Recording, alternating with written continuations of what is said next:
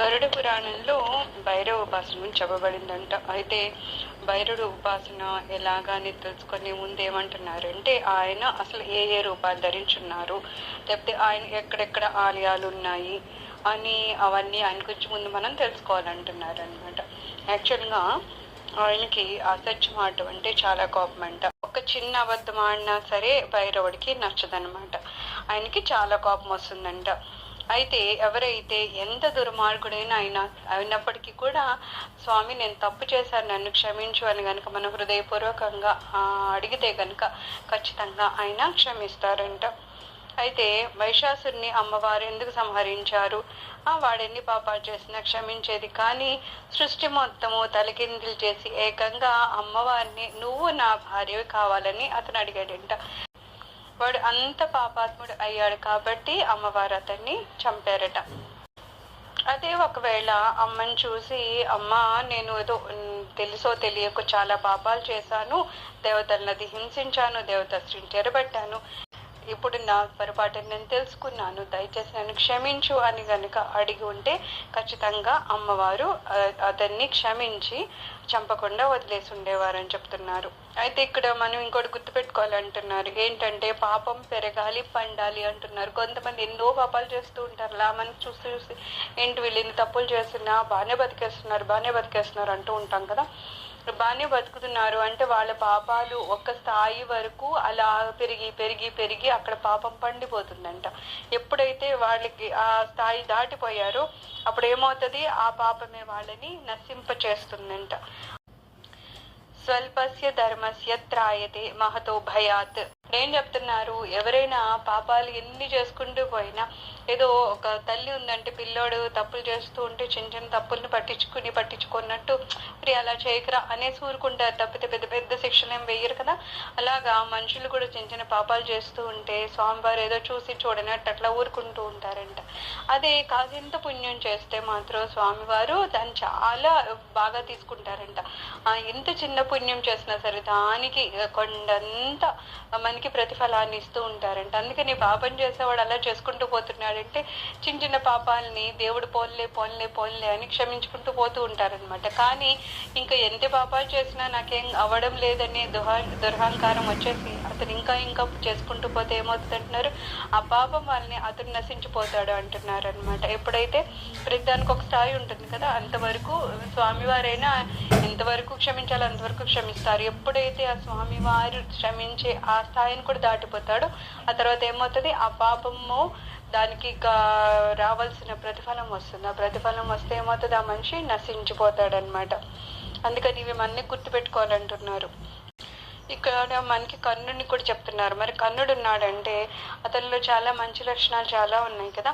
అసలు అతను చేసినన్ని దానాలు ఎవరు చేయరేమో, అంత దానవీర సూర్యకర్ణ అని అతని బిరుదు కూడా వచ్చిందంటే అంత గొప్పవాడు దానంతో.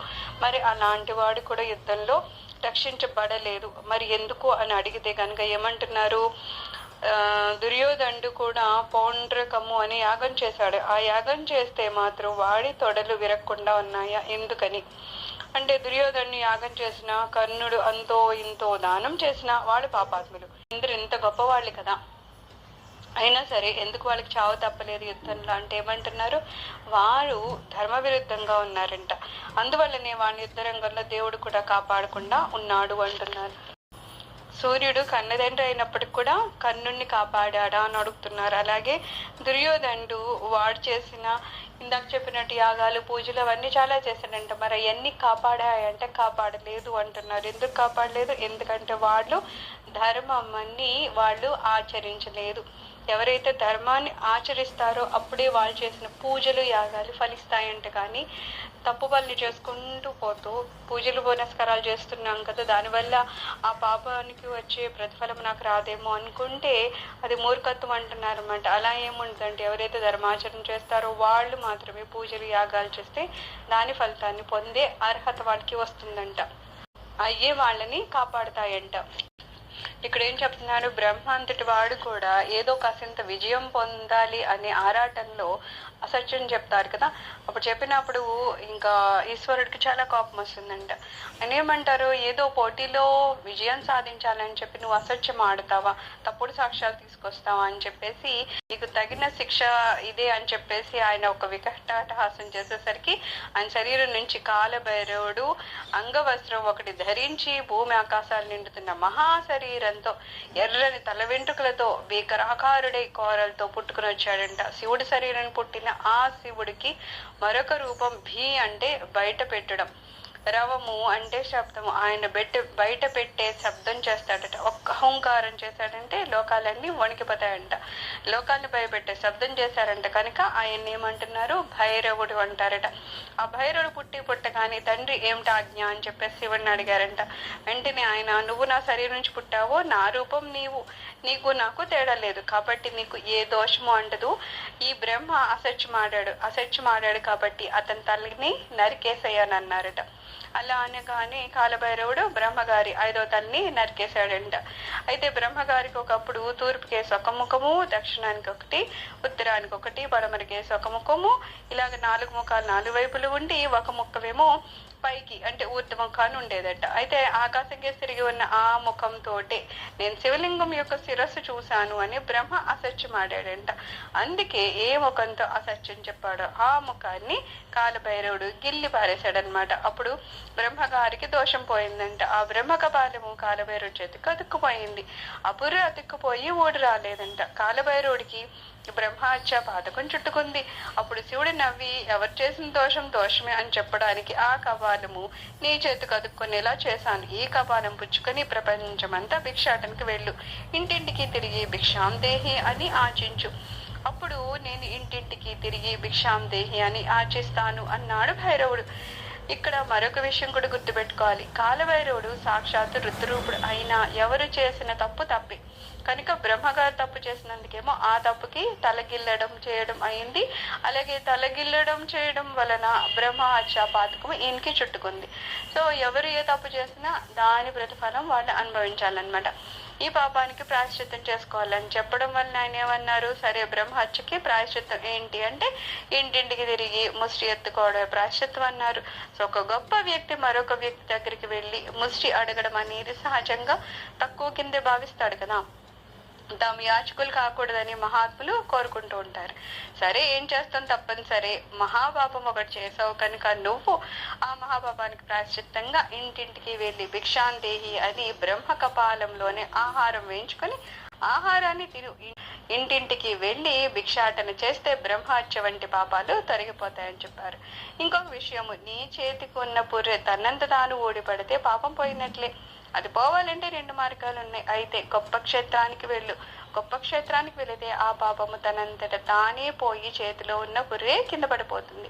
లేదా ఏ ఇంటికైనా వెళ్ళి నువ్వు భిక్షాం దేహి అన్నప్పుడు ఇంట్లో వాడు నిన్ను లోపలికి పిలిచి అయినా భిక్షం వెయ్యాలి, లేదా వాళ్ళైనా బయటకు వచ్చి భిక్షం వెయ్యాలి. గడప అవతల నుండి భిక్షాటన చేసే యాచకుడిని గడప బయట నుండి ఎవరైనా భిక్ష వేస్తే వారికి నీ పాపం వెళ్ళిపోతుంది అని శివుడు సూచించగానే కాలభైరవుడు బ్రహ్మ కపాలం చేత పట్టుకుని భిక్షాందేహి అంటూ లోకాలు తిరగడం మొదలు పెట్టాడు. ఇక్కడ ఏమంటున్నారు, గడపకి అవతల యువతల ఉండి మనము ఏది దానం చేయకూడదు అనమాట. మనకు అందుకే గడపకి అయితే ఇద్దరు ఒకవైపు ఇటువైపు అన్న ఉండండి అటువైపు అన్న ఉండండి అని చెప్తారు కదా. అలాగ మనము గడప గనుక చూసుకోకుండా యువతల నుంచి వేస్తే వాళ్ళ పాపాలు మనకి అంటుకుంటాయంట.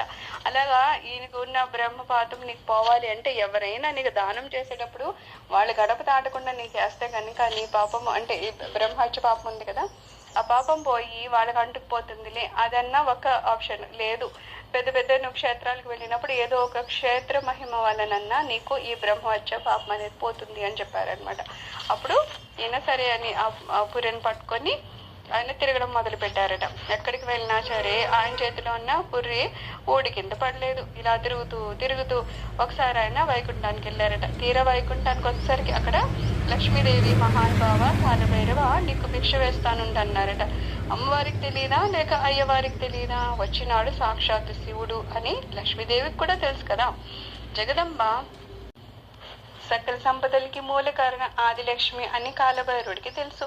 అయినా లోకానికి ఒక సందేశం ఇవ్వడానికి అని చెప్పి ఇద్దరు ఒక నాటకం ఆడారట. కాలభైరవుడేమో వైకుంఠం దగ్గర గడప బయట భిక్ష అని దేహాన్ని నిలబడ్డాడంట. అమ్మవారు లోపల నుంచి భిక్ష పట్టుకుని వచ్చారట. అమ్మవారు గుమ్మం అవతల ఉన్నది, కాలభైరవుడు యువతలున్నాడు. యువతల నుంచి అవతలికి ఆవిడ భిక్ష వేశారట. వెంటనే ఈ బ్రహ్మ కపాలము కాలభైరవుడి చేతి నుంచి వచ్చి లక్ష్మీదేవి చేతి కతుక్కుపోయిందంట. అన్ని ఎరిగి కూడా ఏమి అరగనట్టు ఆవిడ విష్ణు కేసి తిరిగి, స్వామి, కాలభైరవుడి చేతికి ఉన్న భిక్షా పాత్ర పూర్రై నా చేతికి వచ్చి అతుక్కుపోయింది, కారణం ఏంటని అడిగారట. అప్పుడు స్వామి చిరునవ్వు నవ్వి, ఎప్పుడు భిక్ష వేసేవాడు గుమ్మం దాటి బయటకు వెళ్ళి భిక్షుకులకి భిక్ష వేయాలి, లేదా గొప్ప గొప్ప వాళ్ళు మన ఇంటికి వచ్చినప్పుడు వాళ్ళని ఇంటి లోపలికి ఆహ్వానించి వినయంగా పిలిచి ఆసనం వేసి కూర్చోబెట్టి భిక్ష వేయాలి. అది భిక్ష చేసే పద్ధతి. అంతేగాని మనం గడప లోపల ఉండి అవతలి వాడేమో గడప బయట ఉండి ఈ మధ్యలో గడప అడ్డంగా ఉన్నప్పుడు యువతల నుంచి అవతలికి చెయ్యి చాచి భిక్ష వేస్తే గనక అవతలి వారి పాపాలు మనకి వస్తాయి అని చెప్పి విష్ణు భగవాన్ చెప్పారట. ఇప్పుడు ఆ కాలభైరవుని చేతిలో ఉన్న ఆ బ్రహ్మ కపాలము ఆయనకి చుట్టుకున్న బ్రహ్మహత్య పాపము అది నీకు అంటుకోవడానికి మూల కారణం అనగానే ఆవిడ కంగారు పడి అన్ని ఎరిగి ఉండి కూడా ఈ పని చేసి కూడా ఏమీ ఎరగనట్టు, కాలభైరవ, ఈ భిక్షా పాత్ర నేను నా చేతికి అట్టే పెట్టుకోలేదు, నువ్వే తీసుకో అనగానే ఆయన చిరునవ్వి నవ్వి 3 సార్లు కాలభైరవ ప్రసన్న అని పలికితే చాలు, నేను ఈ పుర్రెను తిరిగి తీసుకుంటాను అన్నారట. ఆవిడ ముమ్మారు కాలభైరవ ప్రసన్న అనగానే వెంటనే ఆ భిక్షా పాత్ర మళ్ళా వెళ్ళి ఆయనకి అతుక్కుపోయిందట. అది పుచ్చుకొని తిరుగుతూ ఆయన కాశీ క్షేత్రం వరకు వెళ్ళారట.